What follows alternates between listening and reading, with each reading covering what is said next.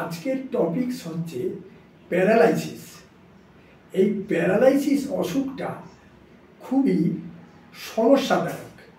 এটা একমাত্র বেশিরভাগ এজেড পারসনদের হয়, প্রায় অ্যাবাভ 50 কি 55 এই হতে পারে। আমাদের নার্ভাস সিস্টেম দু ধরনের রয়েছে, সেন্ট্রাল নার্ভাস সিস্টেম এবং peripheral nervous system. Central nervous সিস্টেমের মধ্যে ব্রেন অ্যান্ড স্পাইনাল কর্ড, আর পেরিফেরাল নার্ভাস সিস্টেমের মধ্যে আউটসাইড নার্ভ থাকে।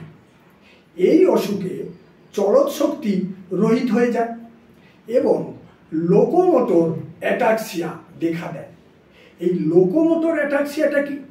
একটা মানুষ বসে আছে, সে পাটাকে গুটিয়ে নিতে পারবে না, আবার যদি গুটিয়ে নেয় ছড়াতে পারবে না। এই প্যারালাইসিস হয় আর একটা মেন কারণ, ইয়াং বয়সে কোনো মারাত্মক স্কিন ডিজিজ হয়েছিল, ওয়েনমেন্ট লাগিয়ে ভালো করা হয়েছে, তার সাইড ইফেক্ট এজ কালে প্যারালাইসিস হয়।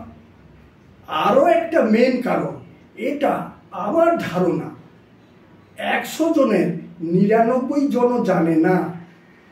কারোর জীবনে যদি মারাত্মক টাইফয়েড অসুখ হয়, টাইফয়েড অসুখের কিছুদিন পরে, 6 মাস 1 বছর পরে যে কোনো জয়েন্টে ব্যথা, সাইটিক নার্ভের প্রবলেম, মাথা যন্ত্রণা, এইগুলো হতে হতে আফটার পরিণতি প্যারালাইসিস।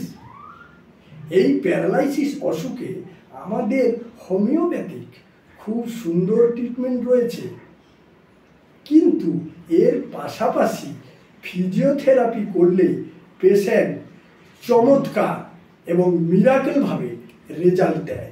এবং স্পিচ থেরাপিও করার প্রয়োজন হয়ে পড়ে। থ্যাঙ্কস।